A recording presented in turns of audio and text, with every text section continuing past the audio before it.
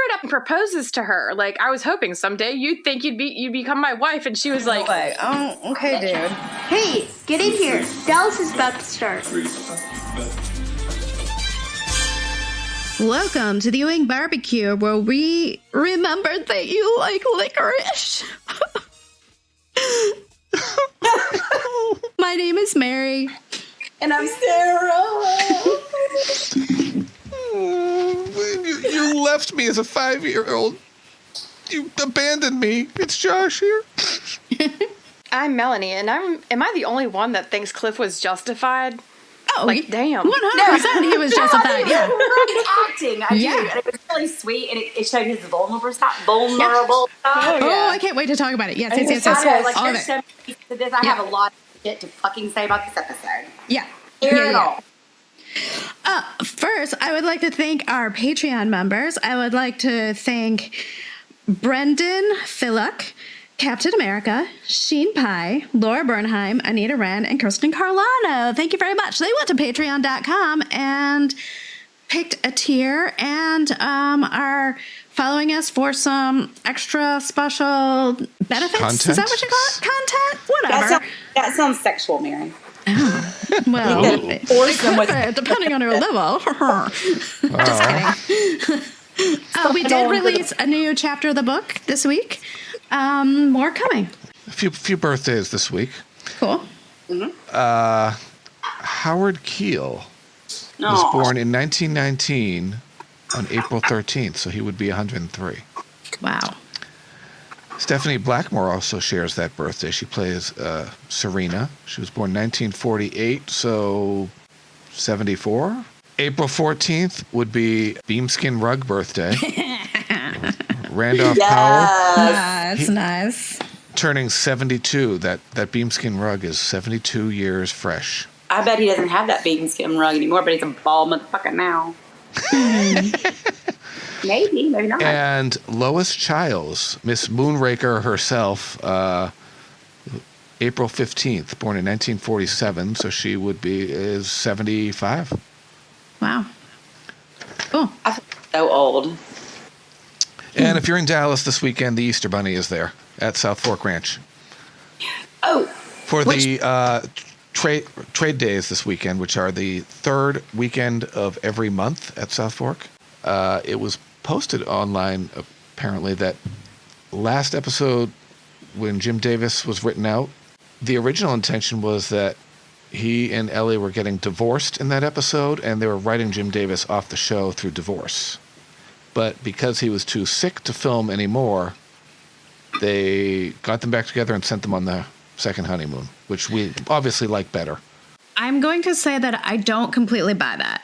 Because, like, the whole thing. Like, I had heard that they were going to have Ellie and Jack divorce, but the people on the show said that they never planned for him to leave as long as they could.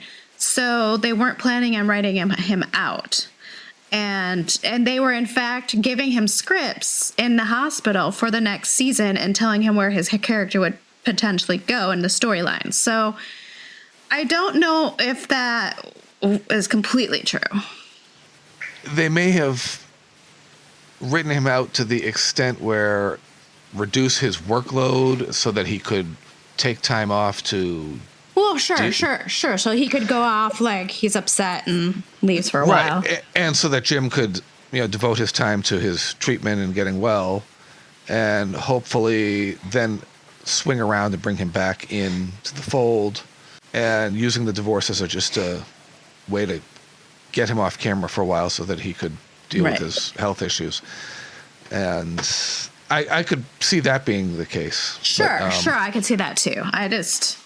Because I heard that they were even thinking about, like, showing him in the credits forever. Like, never taking him out of the credits, which they decided against eventually. But, like, they had a hard time taking him out of the credits. Which, after this season, whenever. Speaking of that, I don't want to go off too far, but don't you think there's some people that really were never on the credits that should have been on the opening credits? Oh, for sure. Yeah. Okay. Because I know Audrey Landers, for one? Yeah. I I just realized that in my older age, like when I didn't realize it, but like, and I do know they're in alphabetical order, get it, blah, blah, blah, that's great. But I was like, there's so many people that weren't on the credits that were on a good bit of it. I mean, she's one of them. She's the main one. I was thinking of as acting, but Audrey Landers, but I don't know. Yep. Yeah. So, shall we come full circle? We shall come full circle. So yeah, tonight we're talking about season 4, episode 22, episode 76 of the series, Full Circle. Do you have a reservation for Shepard? Kristin Shepard. These documents will prove that there is a direct cause and effect link between the overthrow of a legitimate government in a foreign country and J.R. Ewing of Dallas, Texas. Everything that Daddy's built will be destroyed. Nothing is going to happen, Bobby. Believe me, nothing's going to happen. Mrs. Ewing?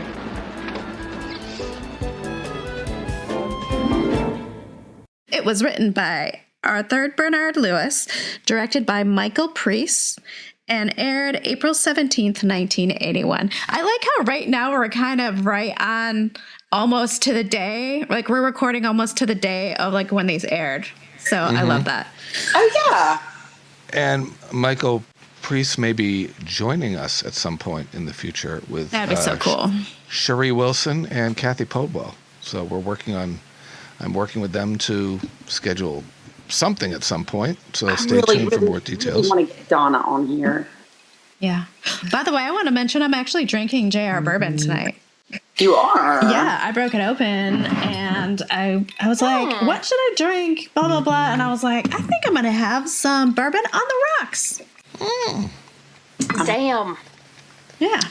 So Tuesday night. Always a good choice. Tuesday night. Yeah. This episode was number 1 for the week. Of course, what? They used a trip to Paris to explain Jim Davis's absence, and he also would take other trips coming up in the future. So watch for Jock Ewing to get his passport punched around the world a little bit here. Or a different. I know this will come up later, but did you realize that when they're out of the country, they think they must talk extremely loud when they call in? I know. And I noticed it before, but tonight she's like, "Child, this is Mama," and I'm like, "Oh, I know. I noticed that too. Well, her landmark. voice has to carry across the Atlantic Ocean, you know. holy fuck!" Yeah. I was like, "Oh my god." Yes. Ken Kercheval's favorite scene ever was in this episode, which is known as the Licorice Scene, which we were going to discuss. I agree. No, we had a lot to say with the Licorice Scene. Yeah. And we had a reference to a past character in this episode that came through in a postcard. Luke Mittens. Yes. Mm-hmm. And that just happened to come about in all the midst of Certain things going on. Yeah. Yeah. That will be the last mention of.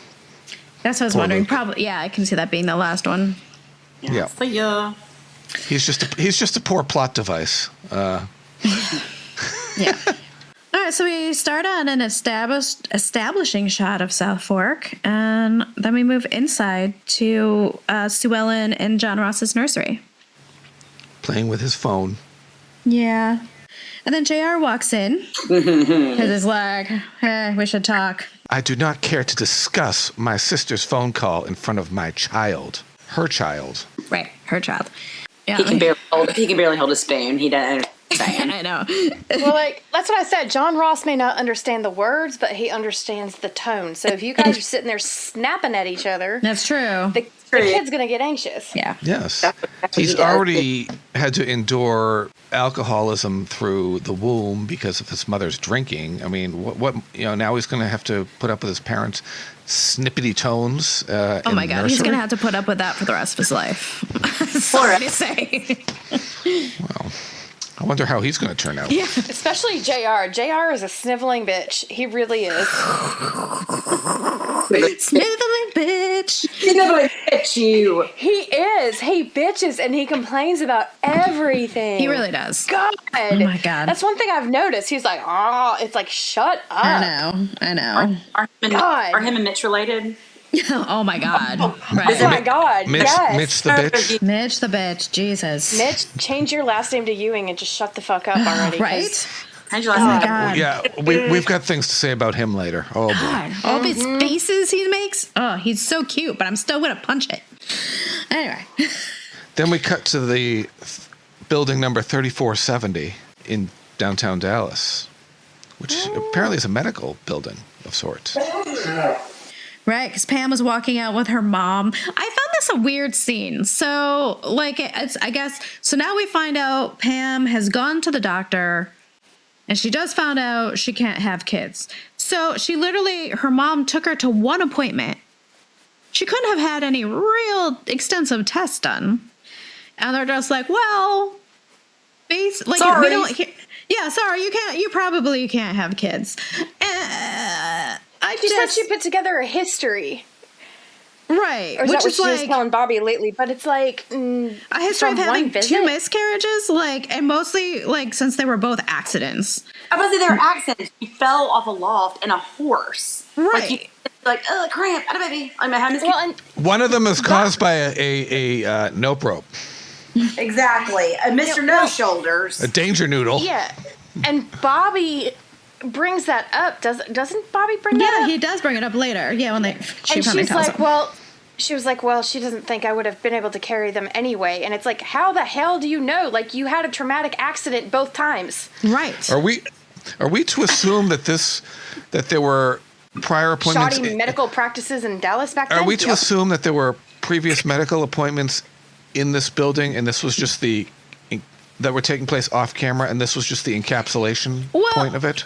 I don't know, because like the last episode where she asked her mom to go to the doctor with her because she promised her she'd go. And Rebecca said, why don't you go? And then she went. And then she said, oh, would you come with me? And then she's like, of course I would. So I don't think she's going to go to like every single appointment with her.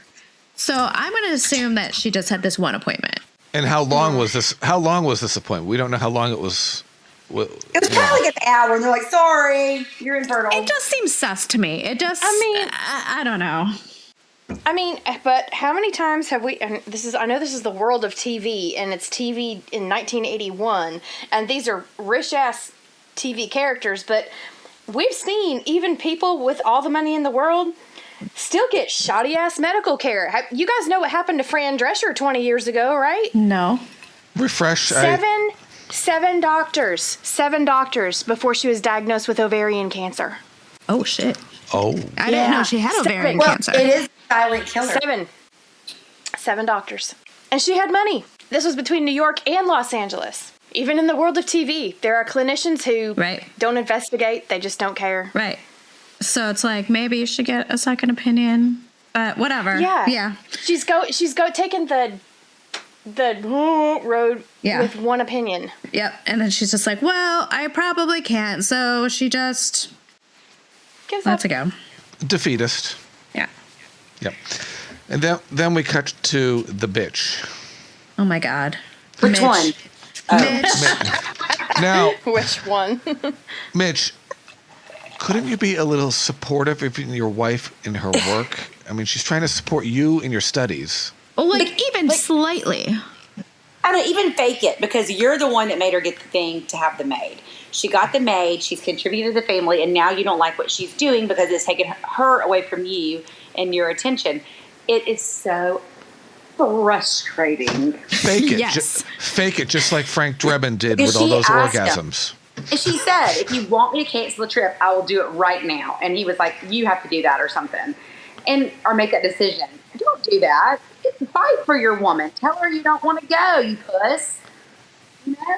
Shit. Pull your head out of your rosy red rectum and speak up.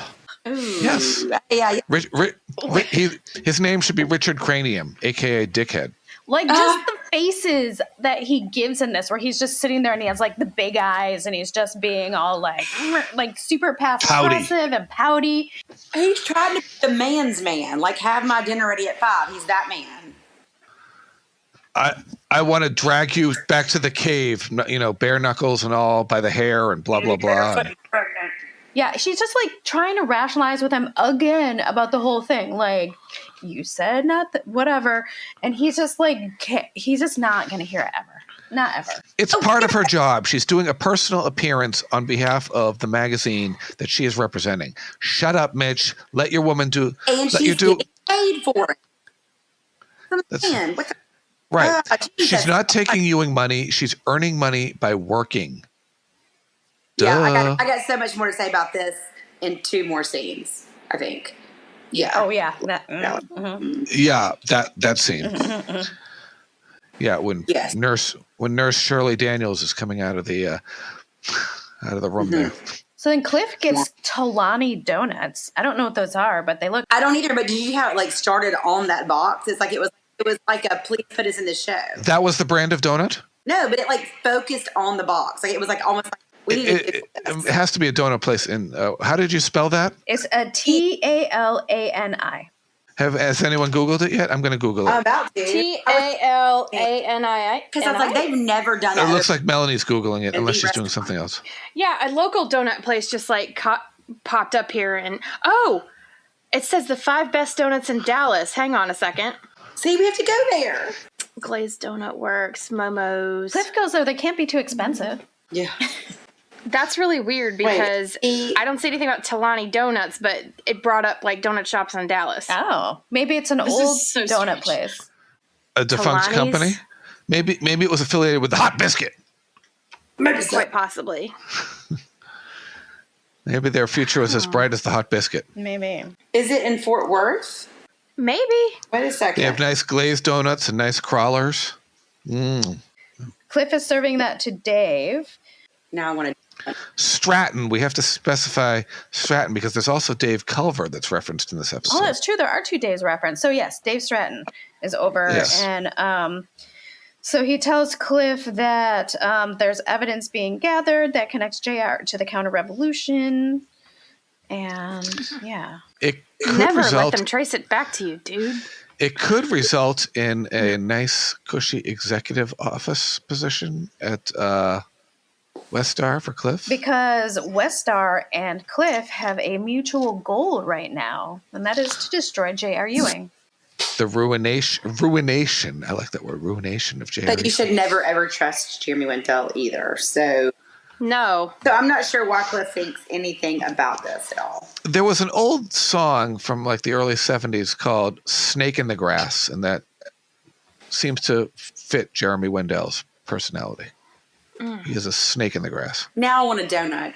He is in the snake in the grass, but I like Jeremy because he's just Donut. he's such a snarky bitch. I love it. He is. a snarky bitch. He is a snarky bitch. He's all business, except in this episode, he did talk about the weather, theater, and the Dallas Cowboys, apparently, with Leslie Stewart. I wonder how he is in the sack. I'm just Probably kidding. not that great.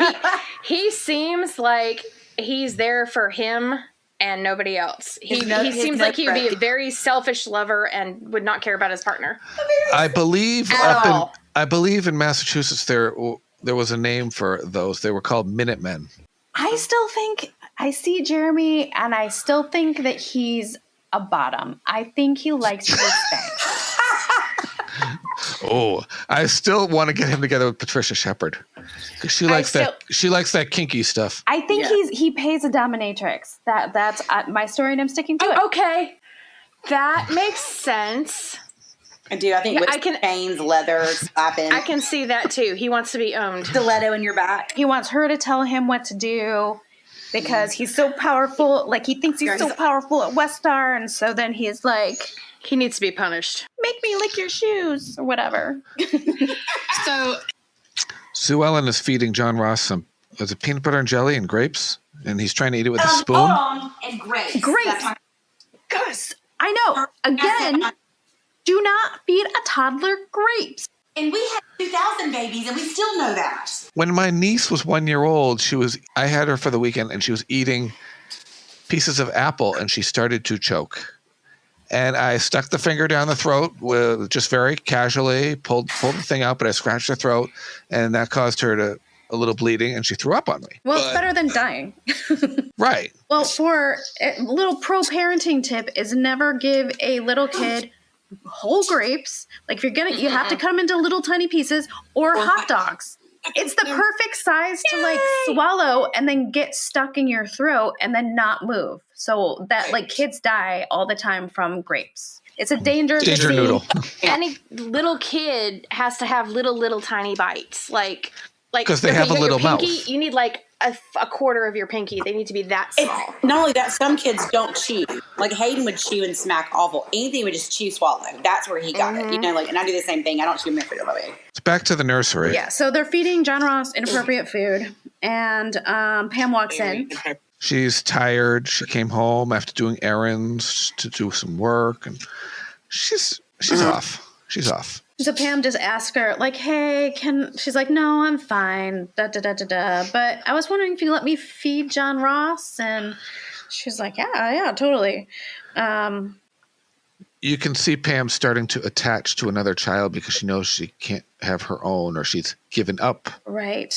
Like I said, beginning of the after a 5-minute doctor's appointment. And then Sue Ellen's trying to help here, but not knowing what Pam's issue is. She ain't helping. No, she's making it worse, but she doesn't know. She doesn't know. No, she's just basically like, you should keep trying to have a kid because, like, if it wasn't for John Ross, I would have left JR last night. So, and not only that, Sue Ellen didn't think she could have kids for a decade. Right. Well, that's because your husband was using his sperm everywhere else. True. Yeah, I mean, your sperms get lazy after a while. If you're having sex with 10 people a week, I mean, you're not going to have a baby, probably. JR is probably, unbeknownst to us all, the father of Dallas because he has probably dropped so much seed everywhere else. Oh my gosh. Can you imagine a new season now and it would just be like everybody getting their Ancestry.com DNA test back? And like, it's just all these, John Ross took one and now he's just getting all these like every day. There's a new like close relative. Ooh, got a sister. Ooh, got a brother. I'll be damned. I'm not going to let those half-breeds in here and take my birthright. It may or may not happen later. But yeah, that was interesting. Sue Ellen tells Pam about how she and JR were close and then it was over and she almost left him last night if it wasn't for little John Ross, who's not little John anymore. Well, it was funny because she was trying to get her some and then that phone call came and it came all like rushing back to her. Like, this is why we're not together anymore. Oh, yeah. I forgot about that. That's right. Kristin called from California. Does she tell Pam about Kristin calling? I can't remember. No. I don't think she does. Okay. She doesn't say what the reason was. She said that the moment was over. Interesting timing, this whole thing. So then we cut to Jeremy and Leslie having lunch. In a very plant-filled restaurant. Yeah. That whole scene. Lots of that there were I thought they were eating in the middle of like a jungle because there were like plants everywhere. I don't know. There's lots of oxygen there, I guess. My favorite line in this scene is, J.R. Ewing can be trying. No shit. Like, oh, really? Yeah, huh. We already knew that. No, what are we talking about the same person? No. Major Nelson? No. And Jeremy's a straight shooter. He just directly asks her about the counter-revolution. He's like, you were talking to him at that time, so what about that? And don't we drink when she says, didn't she say, was it? Yeah, she said it in the lunch, and then she said it again, I think, at JR's office about West Arby being the 8th largest. Oh, yeah, he doesn't say it here, but he doesn't say it here. It comes up. It comes up later. Yeah, I heard it from somebody else. From somebody else. Okay. Ugh. Which means we have to drink later again. Right. And then I think she plays this really smart though, because she's so diplomatic. She says, "I want to assure you that any conversation we have is private, as any conversation I have with Ewing Oil." Or any other of my clients. Yeah, that's it. That's another thing she said. She said that in another episode. She says that all the time. She's showing her business acumen here. Right. She really is. She's smooth. And Jeremy has to be like, yeah, okay, good point. I get you. And he can't give her shit for that. And then she leaves for her next appointment. Which is probably her ex-husband, so they can buff the bedpost a little bit. Maybe. Then we cut to Ray, and he's businessing with Punk Anderson and some other dudes. Bo Kinney and Mr. Hernandez. Okay, I love Ray, but he looks so awkward. Like he's almost like he's scared. Like he's like the newbie at the table. Right. A fish out of water? Yeah, I don't think he doesn't know what he's doing. I think he's very, very like protected right now. He's scared he's going to mess up and he's going to disappoint like Jock and JR and. Because he's without Jock right now. He's like on his own for the first time and he's trying not to mess up. Yeah. He's swinging in the wind, as it were, trying to hold his own. Yeah. Yeah. Right. And then they're talking about apartments and family units and the whole Lubbock project, and it's with a guy named Mr. Hernandez. And then Donna walks in. Which I'm just floored by because I would never, ever, and maybe that's my stupid feminine Southern mom, I would never walk into the middle of my husband's business meeting. Right, but it's also like she couldn't text him. Like she had to leave. Yeah, like she didn't have time, and she couldn't text him. She probably was like not going to call him. She may have been on her way to the airport. Yeah, that's what it seemed like to me. Like she was on her way. Texting didn't exist back then. Right.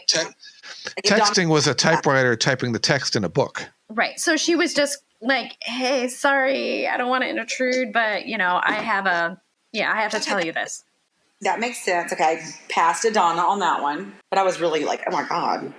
She's going to Washington to see Dave Culver, who had called to ask her to come up. I wonder what that's all about. Right. Yeah. Dunno. Is that an excuse to remove Donna from the scene so that Ray is even more on his own? Yeah, I mean, I kind of think that. Maybe. I don't know. Is that why the writers wrote that in there, to just kind of he's like literally take Ray's support system away, leave him on his own to make these decisions by himself? Maybe. Oh boy, Ray! That's not usually Ray's best moments. No. Dun, dun, dun. It seems like what they're doing as we're moving towards the end of the season is they're clearing the deck, so to speak, in a lot of ways. Jock and Ellie are gone. Donna's going off to Washington. They're just kind of moving people off. Yeah, I can see that. To set up something. And then the next scene, Bobby comes home it's late, and he walks into the dark house and he finds Pam just sitting by herself in the living room in the dark. She didn't realize she was sitting in the dark? It's the start of the crazy. Dun, dun, dun. It is. When she came out of the doctor's office with her mother in the earlier episode, that is when I remember.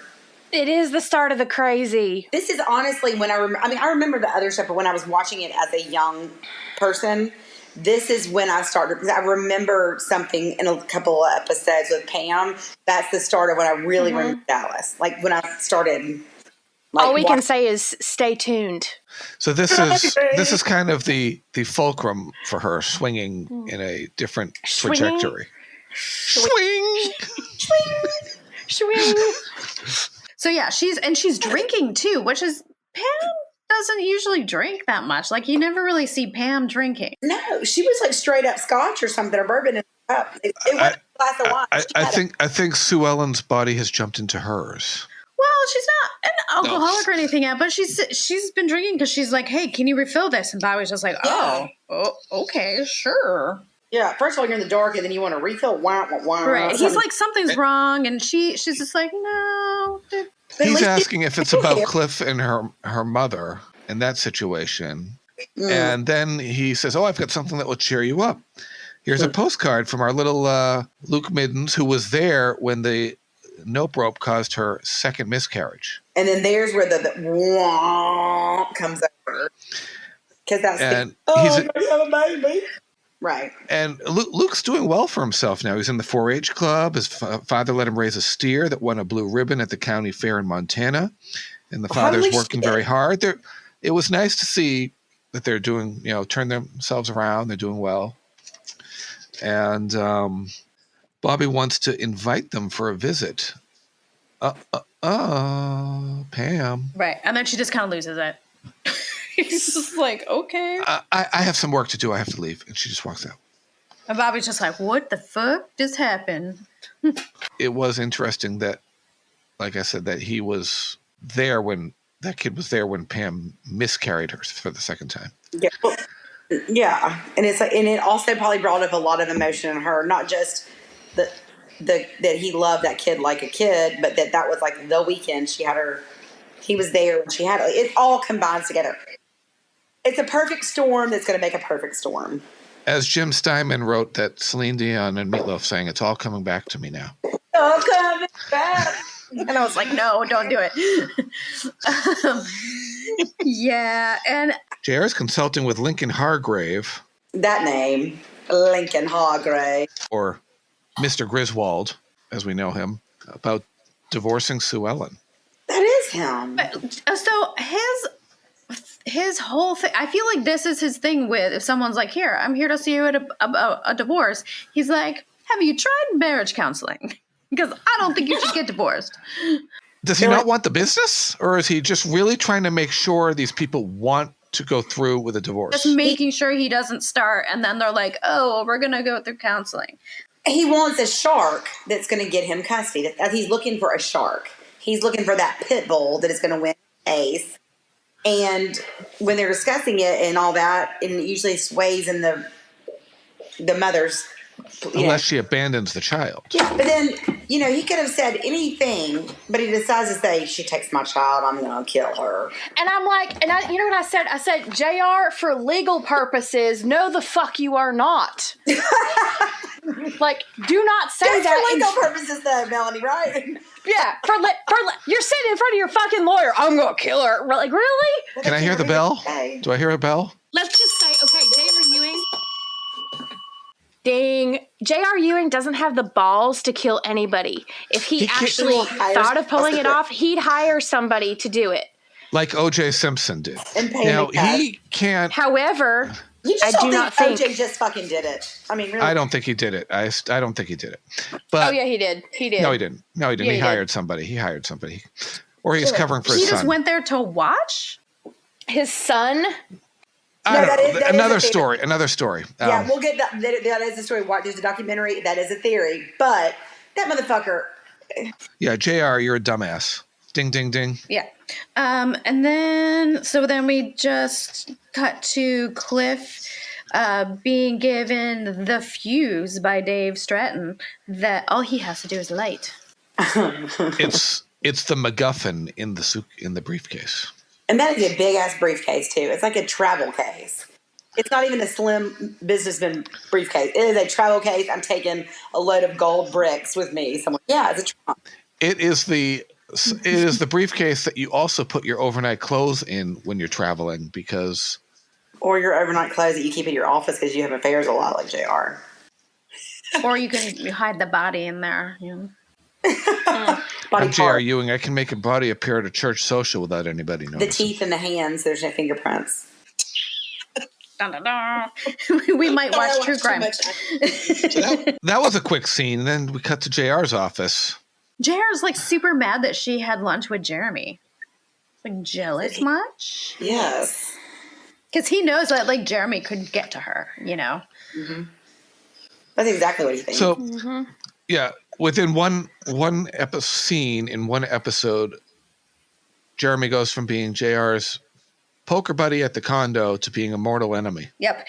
To one of the most untrustworthy people that he knows. I'm like, well, that must be really saying something, JR, because Jesus. Mm-hmm. You played poker together at the condo, for God's sakes. I mean. Hot calling the kettle black. Yeah. And this is when JR tells us, he's one of the 8 largest oil companies in the world. Drink, Melanie, drink. Fuck. Glug, glug, glug. And JR does have that poker face, as Lady Gaga sings about. Carry my poker face. And she brings up the fact that Jeremy was disappointed about the merger of Ewing Oil not going through. And JR said, Ewing Oil has never been up for... Yeah, he's a liar for even insinuating that.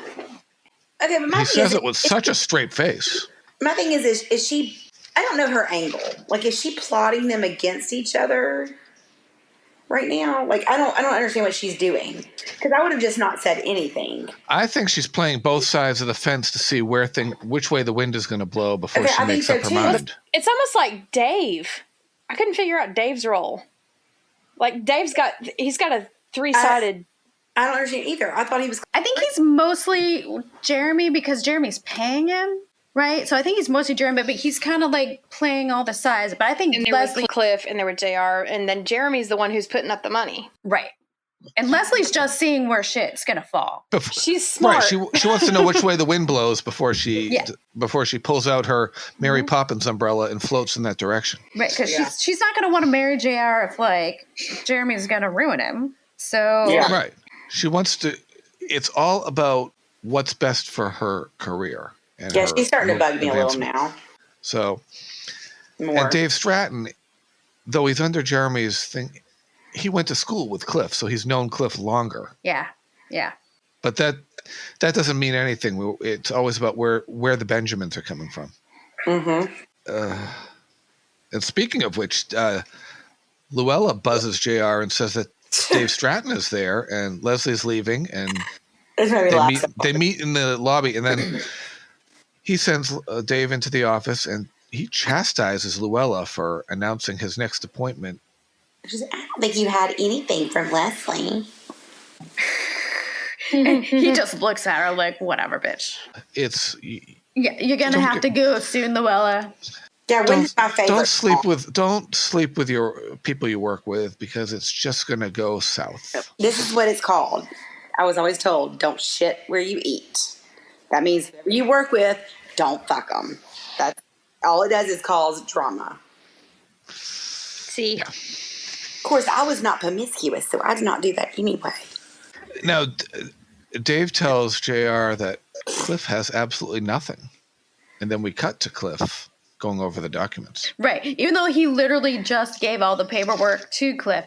He's like, what? He's like, what would Cliff have? He's like, he has nothing. Don't worry about it. Mm-mm. And he's playing everybody. He is. I love it. And I love how Cliff pulls them out and they're like those photocopied, like, those old-timey, like, sales order receipts that you write on. Like, they're not even printouts. They're, like, handwritten, like, photocopy diner tickets. And if you look closely, it says, show prop 1A, show prop 1B, show prop 1C. And then so we cut to Cliff, and he's drinking and looking at all the papers that he has gotten from Dave Stratton. And giggling. And giggling to himself like, oh, yeah. And then there's a knock at the door, and it's Pam. He quickly puts the documents away in the briefcase. He hides them in that treasure chest. And she comes in, she doesn't look good. And she's just like, I am here because I really just need my brother right now. And he ain't got time for that. I would be fucking mad. And wait, she chased him out of her office the day before. Right. But now she needs him. Right. But he did say that. He brought her attention, and she's like, and I'm sorry, but if I saw my brother come in, and you could clearly tell there was like a distressed look, I would at least be like, what's up? Then he's like, well, I don't know how I can help you with that. And I'm like, okay, you're a dick. Yeah, he was blowing her off, and it wasn't cool, Cliff. I didn't like. He just wanted her out so he could start back in his treasure chest. So then she gets mad at him. She tells him, like, she can't have a baby, and she's afraid to tell Bobby, and he's just like, yeah, I can't help you with that, which is cold. Why don't you go cry to your mother? Right. And then she just gets mad at him for, like, she's mad at him for not being there for her, but she says she's mad at him for not dealing with their mom. She's their only blood relative. And then she leaves, and then he just is like... Tries to get back to focusing on his documents. Well, he gets straight to the treasure chest, but then he starts... He can't concentrate, and he's like, fine, I'll call her. So then he does. I'll call her so I can say I made an effort, and then it's... And then Bobby comes home again the next night to see her again, sitting in the dark in the room drinking. And he's just like... Dude, what is wrong? There is. This shows a little growth from previous seasons because in the past she would keep this information from him longer. And she has already kept it from him too long, in my opinion. Like, this affects him. She should have told him immediately, but she doesn't. She's keeping it to herself, which is hurting her. Right. And a year before, it would have dragged this out a few episodes. Oh, like half the season. And I would be screaming at my TV. So this is a little bit of growth on her part that she actually... A little bit, yes. So then she's finally like, okay, here's the deal. My super suspect doctor's telling me... No, she doesn't say that. She believes it. That I can't have kids, that I'll probably always miscarry in the 3rd month. And that's the first trimester, right? Yeah, that's the end of the first trimester. Yeah, just making sure everybody out there knows that. This is where I'm just like, I need more details. Yes, like, because it doesn't make any sense to me, this whole diagnosis. But then Bobby gets really he gets not angry at her. He gets, I think, angry at the news because it's not what he wants to hear. Even though, like, I feel like she already thought she couldn't have kids not that long ago, so I don't know. And he knew that. Two steps forward, 2 steps back. It's just She just literally says, because he's trying to give more information, and he's like, so like why? Like, what's the thing? And she's just like, I don't know. It's just the way I am. I mean, there's something risky that could potentially be done. Well, don't you think we should give it a try? But she does not want another miscarriage. She doesn't think she could survive that. Right, because it would be super hard. It'd be super hard, but yeah, that's almost like three strikes and my brain is out. Yeah, right. Yeah. So yeah, okay.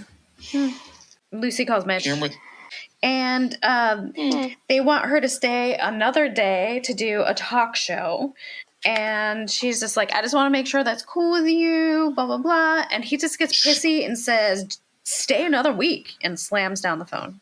Bell. Mitch, you bitch. Your wife is working. She is being responsible. She is checking in with you, telling you this is what's happened. I want you to know. She's playing everything above board like she's supposed to. Right. She's doing everything she can to like de-escalate the situation with him and to make it okay. And he just makes it fucking hard every time. And he gets up and storms out and leaves the phone ringing. And it's interesting. The scene started with him sitting on the couch and the photo of Lucy next to the phone prominently displayed, and then it ends in the same spot. Right. Mitch, I don't know. Okay, the next scene is the scene, guys. Cliff is dressed up in a nice suit. There's cake. He has cake, like from flowers. A bakery. Yeah, there's flowers. There's a dish of bowls of candy. And he looks really nervous. Is there cheese and crackers? Is that what I... Something, yeah. It's like a whole little spread. It's adorable. I love it. Charcuterie, maybe? A little charcuterie. I said cheese and crackers, and she's like, oh, you shouldn't have. Right, I shouldn't have. And then he's just like, well, and he's so nervous, and it's kind of adorable. But it seems to be going really great at the beginning. Yeah, they're having that little awkward get to know each other conversation. Like, I just want to give Cliff a really big hug. Like, as soon as this scene starts, I don't know what it is. I just want to give him a huge hug because he's just so nervous and awkward. And then they're just making small talk, and then she's finally like, well, it's almost like we're strangers. And then that just sets him off. Well, duh, Rebecca. That's like the bulls charging at red. You left your kids. Yeah, and he just says everything, and he should have his say. This is where he's like, you abandoned me when I was 5 years old with a baby sister and a drunken father. Like, how could you do that? Like, you left me. He lets it all out. Because you only gave a damn about yourself, and that's what... And I don't like the way Rebecca handles this, because... she deserves that. Like, she deserves to hear all the pain she caused her kid. Like, sorry, you get to, if you want to reconcile, you got to hear it. It's a cathartic moment to empty your baggage. Because her kids suffered while she went on and made something of herself, married up. Yep. Think about bigger. Digger. lived this whole charmed life when her 2 surviving children were raised by their aunt, basically. And he's putting himself through law school, and he's doing all these things, overcoming.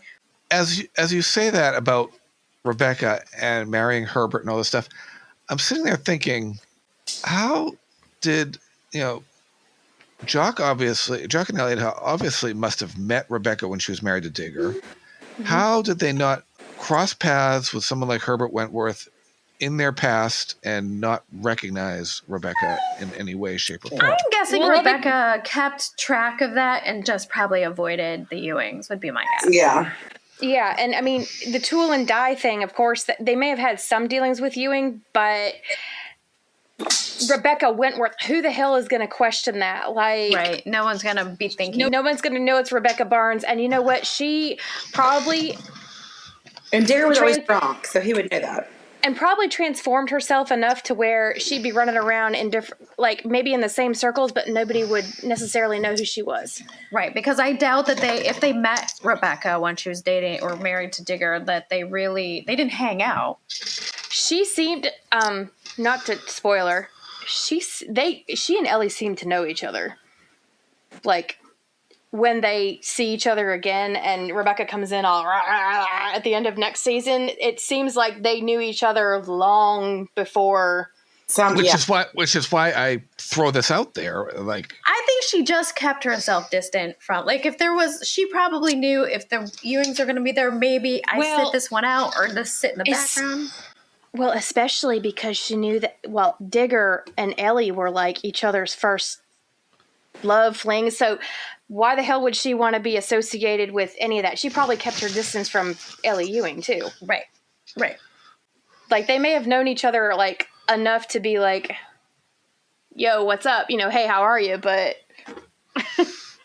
not good friends or anything. Right. No. They weren't hanging. They weren't having a girls' night. No slumber parties. No day spots. So it's totally plausible that after a few years have gone by that Ellie could have totally forgotten who Rebecca Barnes was. And if they had come across each other again, she's being introduced as Rebecca Wentworth. And she's dressed much differently. She's not going to... Getting her hair done, wearing makeup, society wife, she's not even going to look the same. That's true. And so, yeah, I think Cliff has every right to... he should. To have a real relationship, they have to get this out there. It's the elephant in the room. Mm-hmm. And she just gets up and starts walking out. What? No. I know. That's what I'm saying. She just did. She's trying to walk out. You stand there and you listen to it, lady. You take it. And then you give him a huge hug. That's what you do. You say, I'm sorry, I messed up. And you give him a huge hug because he's your kid.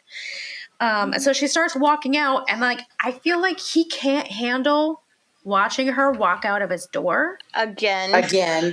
And he just grabs the bowl of oh my God, I know.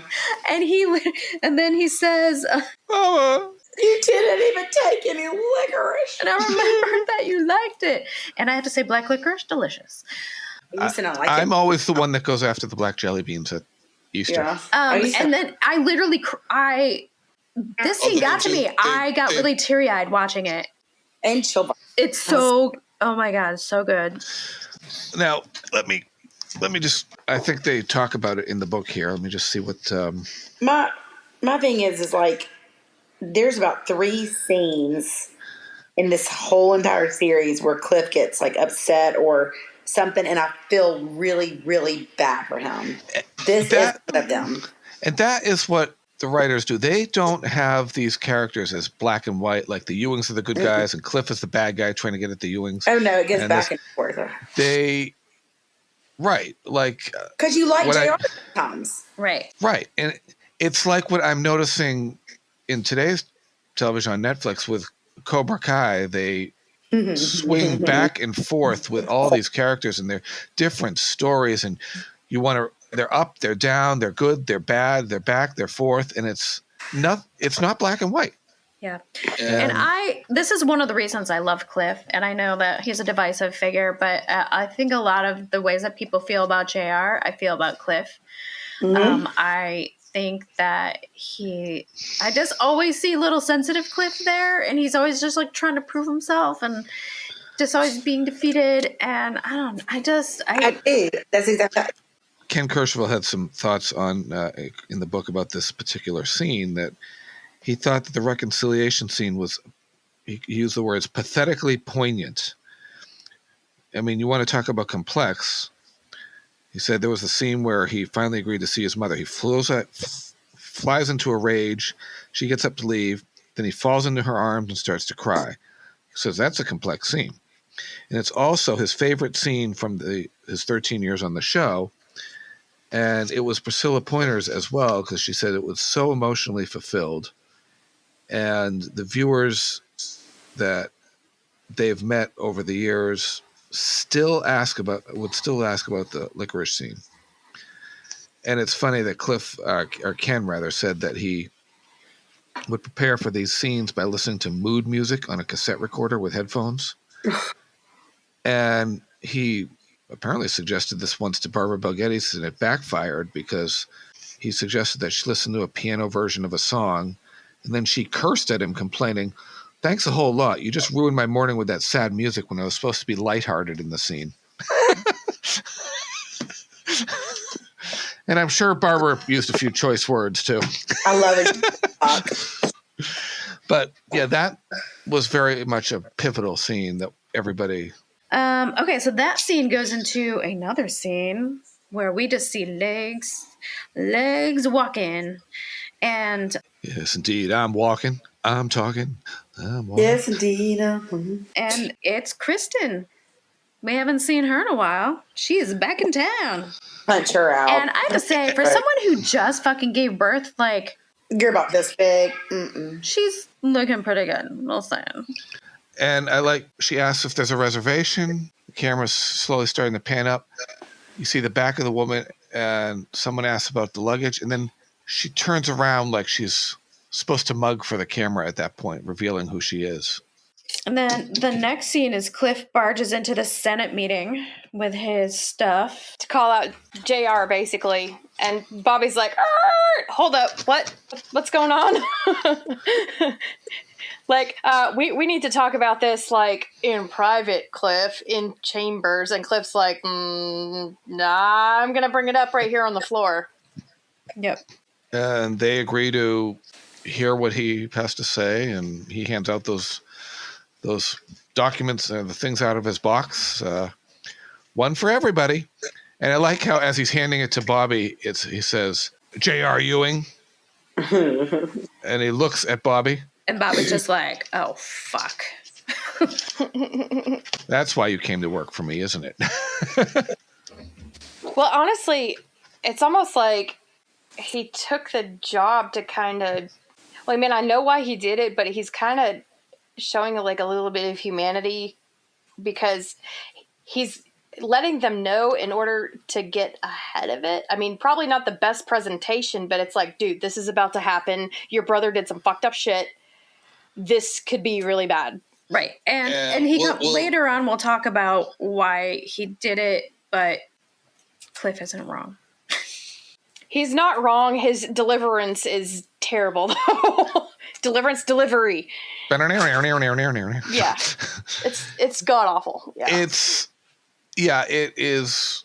Read the room, I guess we could say. Granted, nobody was getting slapped here, but it is like Will Smith. You don't go up and slap the guy on stage. You address him privately backstage and say, hey, this was not cool, blah, blah, blah. You approach it differently. Cliff needed to approach this differently. A different approach, yes. Yes. But between these scenes, we're at the store when Pam was working and with Jackie, and then Rebecca arrives. Audubon Fabrics. I like the name. They're going to stop taking orders until Audubon makes good on a prior shipment.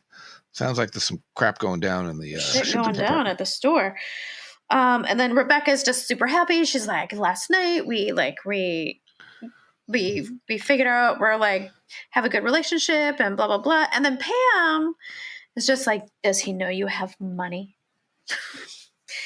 Which is, I don't know. I don't feel like that's unfair to Cliff, but whatever.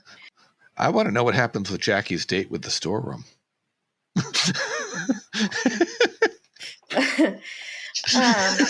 Yeah, and then Rebecca's like, no, he doesn't know I have money. Like, it's fine. And Pam's like, okay.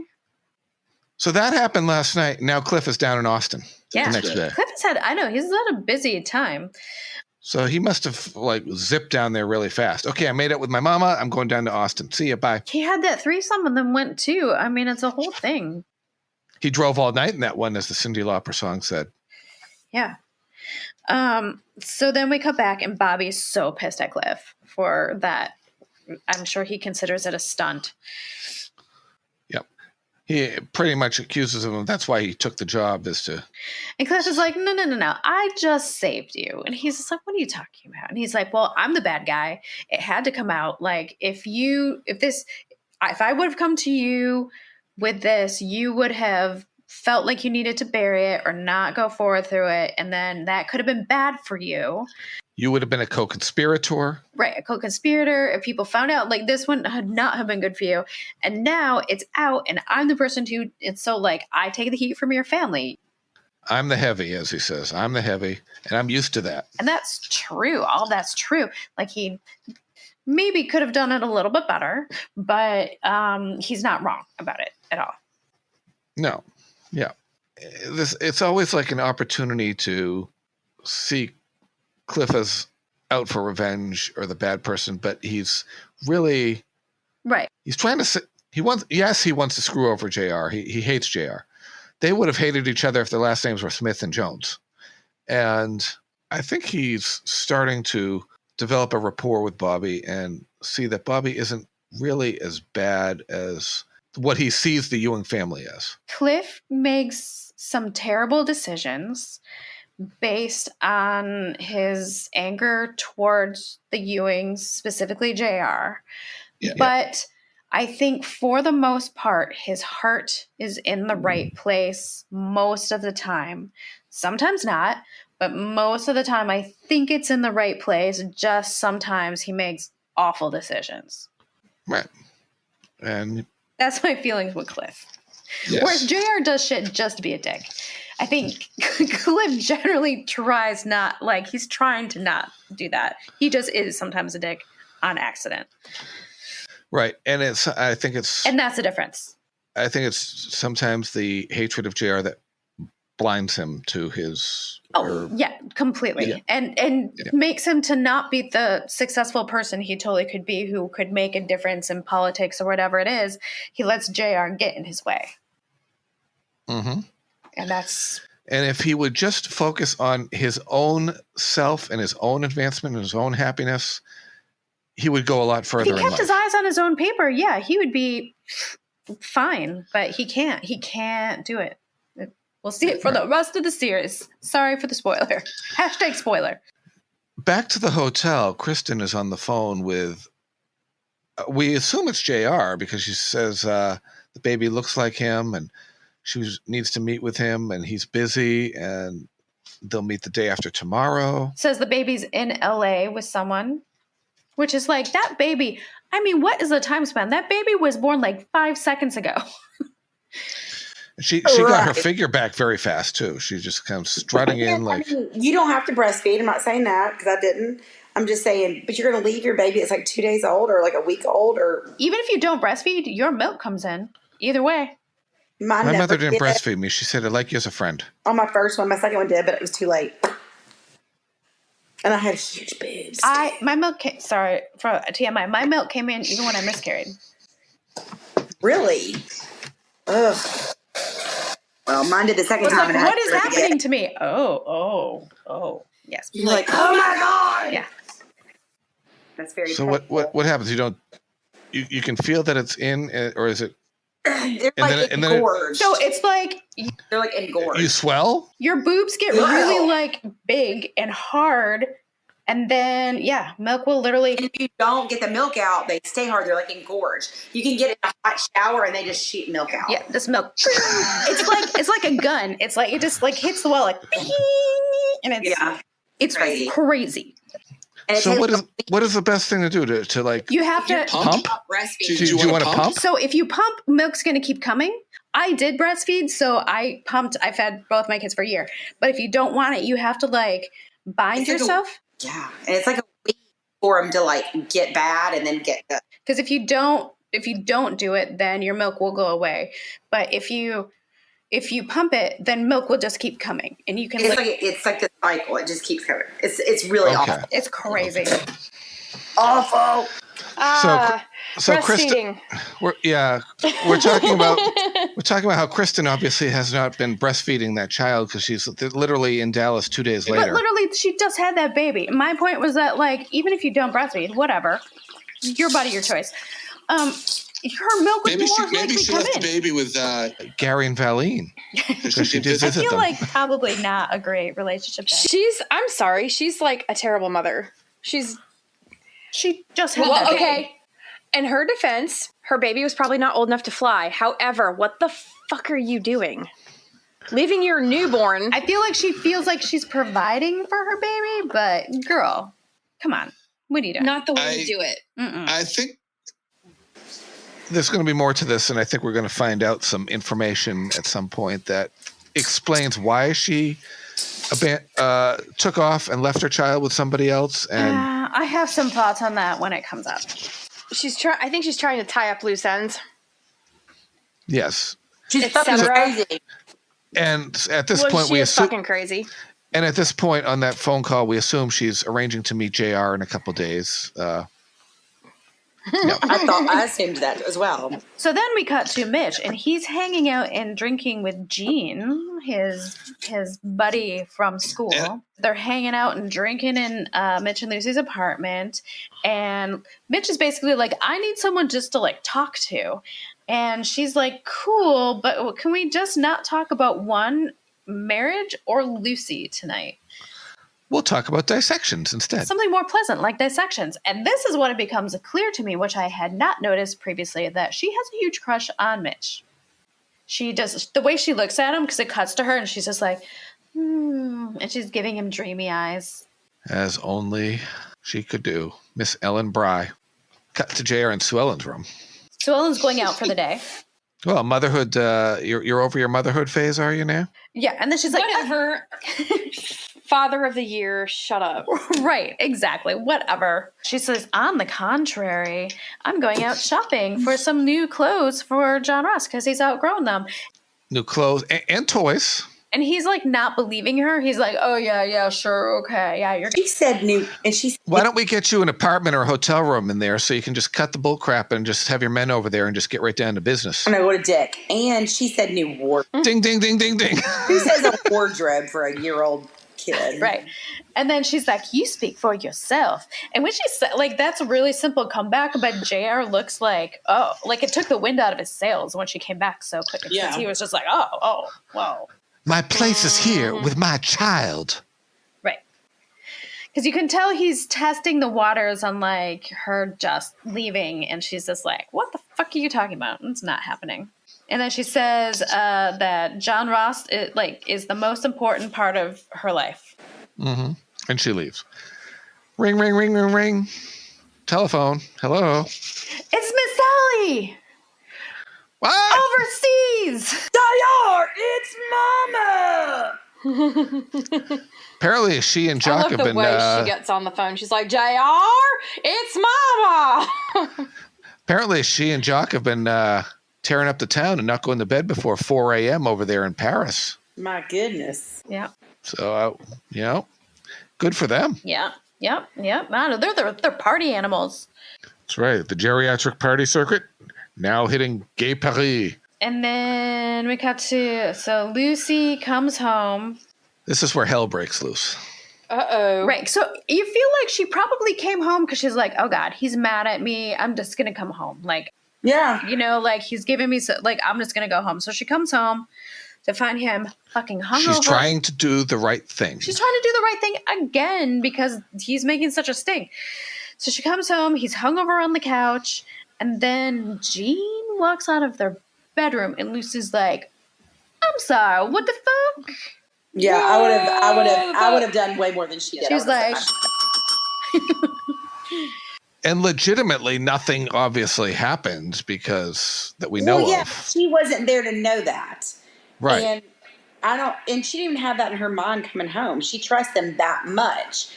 But when you walk into that, the hell no to the no to the no to the no. Mostly when he's been as uncool about everything that he has. And she's right. Like, he has all these, like, crazy rules that she's been trying to live by. Like, all these standards, all these, like, high, like, moral whatever. And then she comes home to find her husband hungover with another woman sleeping in their house. And she's just like, oh, no, I don't fucking think so. I'm done with this.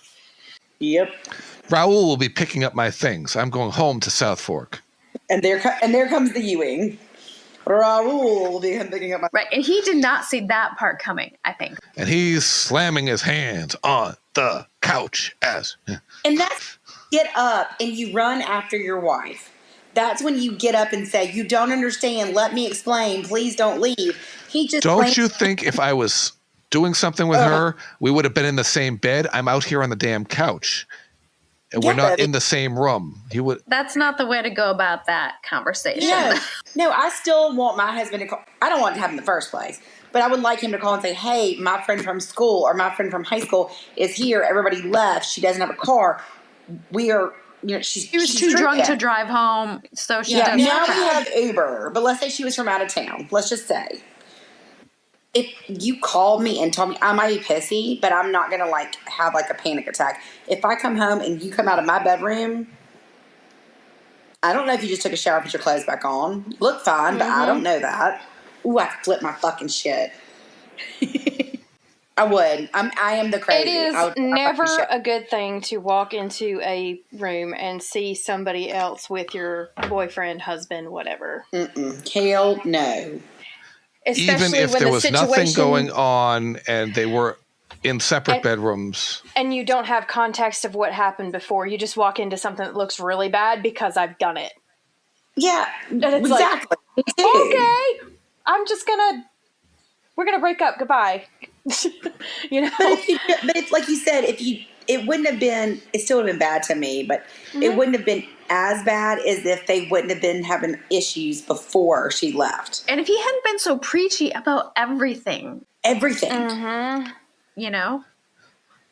Nowadays, with people sexual preferences being all over the place, you probably can't even have someone of your own gender overnight because someone might come home. Oh, are you popping it with someone of your own gender too? Are you playing both sides of the fence? It's just like, you never know. Well, you don't know. Obviously, they obviously have some trust issues in their marriage to begin with.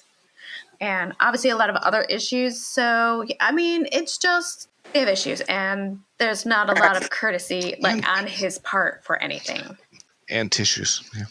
And I don't know, I think if you're having, like, arguments with your spouse and then you come in and you see somebody there that you don't recognize, and it's like, okay, so did you just, like, call this person the minute I left and then, like, have them come over and, like, whine? Okay, so basically they know all about me. I don't know about them. Like, what the fuck? Yeah, it's like you can talk to somebody else about our problems, but obviously not me. Yeah, with what's her name, Jean. It's like, I don't even care that you guys weren't kissing, fucking whatever. It's like you were talking to somebody else about things you should be talking with me about, but you just want to argue with me. Right, because he doesn't talk with her. Nope. Yeah, which is part of the problem. Right, and then he goes on, well, you're never here, blah, blah, blah, trying to turn it around on her. Shut up. Mitch. Lee McCloskey, love you. Mitch, not so much. Mitch, don't be a bitch. You're getting the bell, Mitch, you bitch.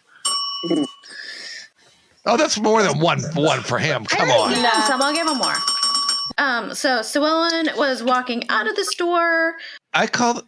This episode, as I mentioned earlier, is the Shepherd sisters walking episode, because we had Kristin walking in the hotel with that long shot, and this is the long shot of Sue Ellen walking down the sidewalk. I called this scene surprise, bitch.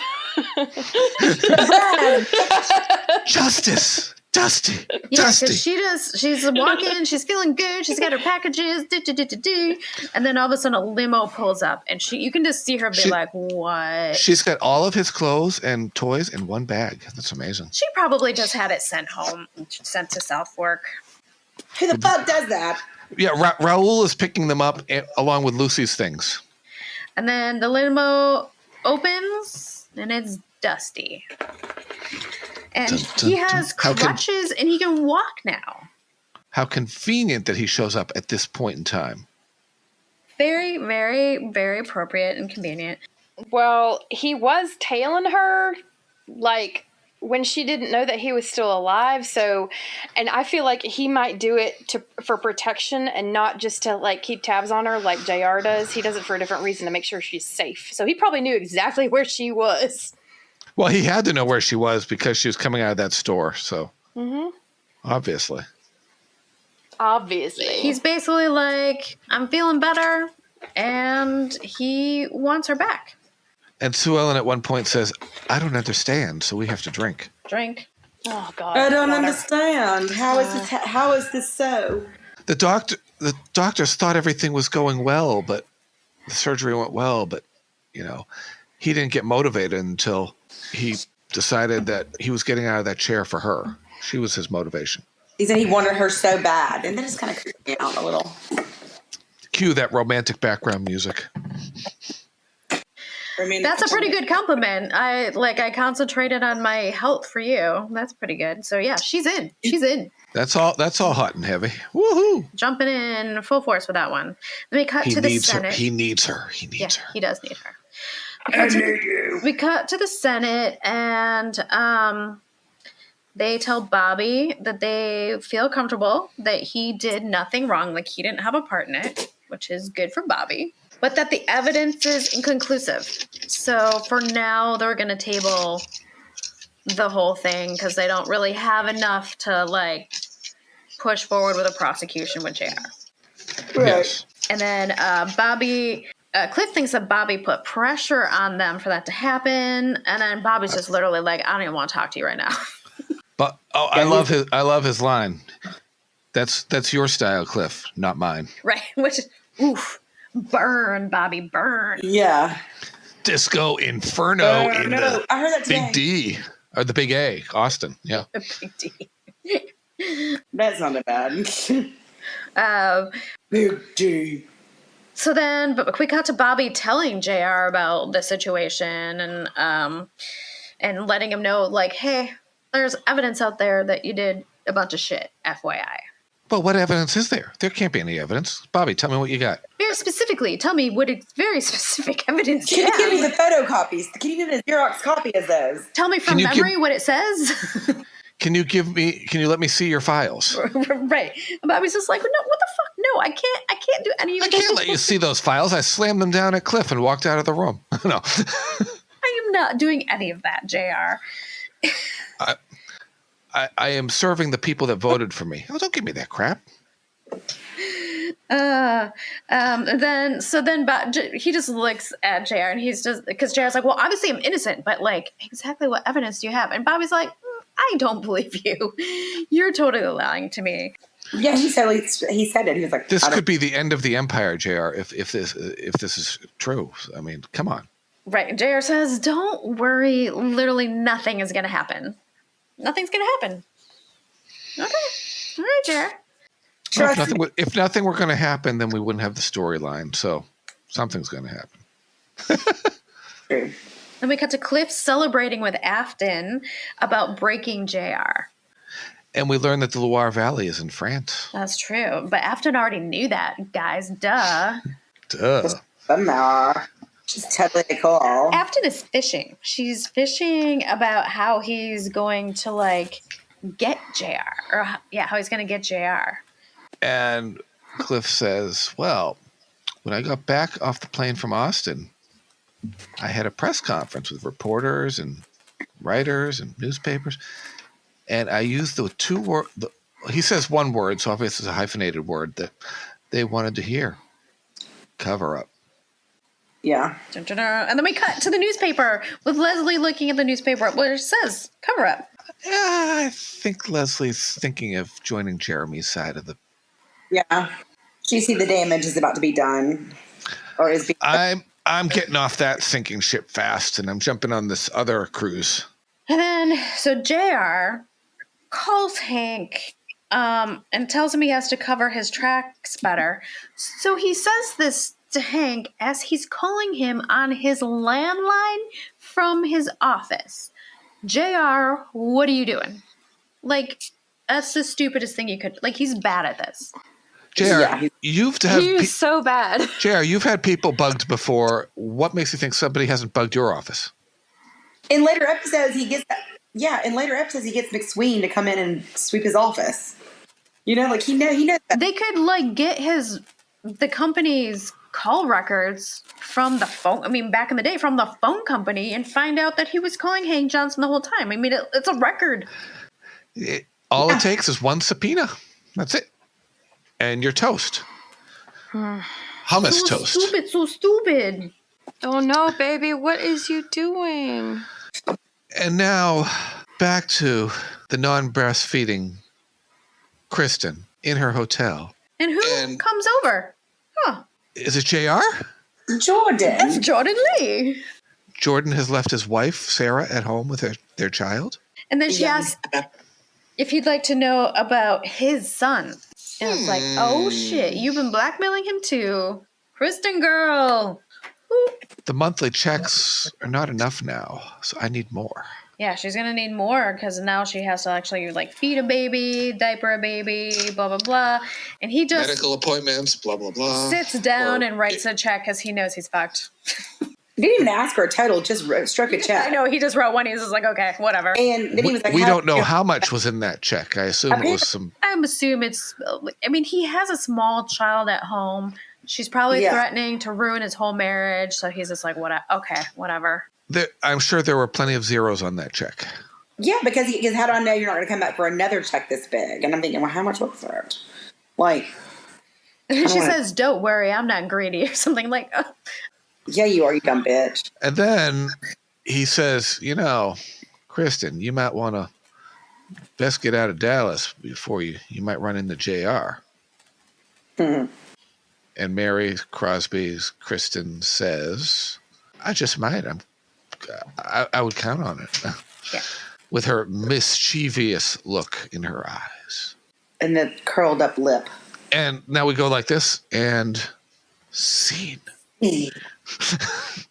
And I'm going to go ahead and give this a 4.75 bourbons, mostly because of the cliff scene. Like, that just puts it all up there. I'm going to do that and some childhood abandonment trauma. All right. And I was going to give it a 4.75 as well. Yes. And I like this episode a lot for a lot of reasons, but I'm going to give it a bowl of licorice. I think we're going 4.75 across the board here. Because these episodes, you get to the end of a season, you're ramping up the storylines or things are coming to a head. That cliff scene puts it over the top. Mm-hmm. And it's one of the most famous scenes in the series. And I'm going with a box of those Talani donuts. Ooh. Glazed jelly, hopefully. Glazed jelly. Donuts are a thing. I'm going to give it 4.75 bourbons as well, and another baby daddy. Is this the first time we've all had the exact same? Ring that bell for good measure. It's a good bell this time. It's a good bell. This is a good bell. Awesome. Okay, well, thank you for joining us. You should check out our Patreon if that's something that interests you. It helps us to keep giving you this podcast. We have merch available on tpublic.com. That whole address is in your show notes. Check us out on Facebook, Instagram, and Twitter. And also, we would like to donate to the memory of Jim Davis. We have picked the charity braintumor.org because Jim suffered from a brain tumor. And so we will, for every new like and 5-star review on Apple Podcasts, we are getting between the beginning of April and the last day of May of this year, 2022, we are going to be donating $1 for every one of those. And for all you awesome people who donate on our Patreon. We're going to be giving 10% of the Patreon earnings for those months. So that is a really good way to help us. And also, I mean, we really do need those likes and 5-star reviews, because those really do help us a lot so other people, it helps us get out there. So then Apple Podcasts will show it to other people who might like us. Eventually, we want to be up for podcast awards. That would be lovely. That would be so much fun. Yeah. And hey, if you want to donate in just on your own to either that charity or a different charity in Jim's name, just send us that information and we will totally give you a shout out on the podcast, because you're going to deserve a shout out. Yes. Yes. And if you're in the Dallas area, head down. Make your reservations, visit the ranch, business as usual there right now, and behind the scenes, keep fighting the good fight. And next week is Ewing Gate, the season finale. It's going to be so Mary, what are you thinking for the season finale here? Anything interesting? So I'm thinking we should do something kind of fun, something big. We're thinking about doing a Facebook Live event, which we have not done before. And so we're hoping to get people to come watch us, and we can you can leave comments while we are talking, and then we can interact a little bit. And that would be super fun. So if that's something that sounds good to you, let us know. Stay tuned for details, I guess. Stay tuned for details. We'll put it out there when we get our shit together and figure it out. Yeah. Okay, well, we will see you next time for the season finale. Bye. Bye, y'all. Y'all come back now, you hear? Licorice. Mama. Just feel the man.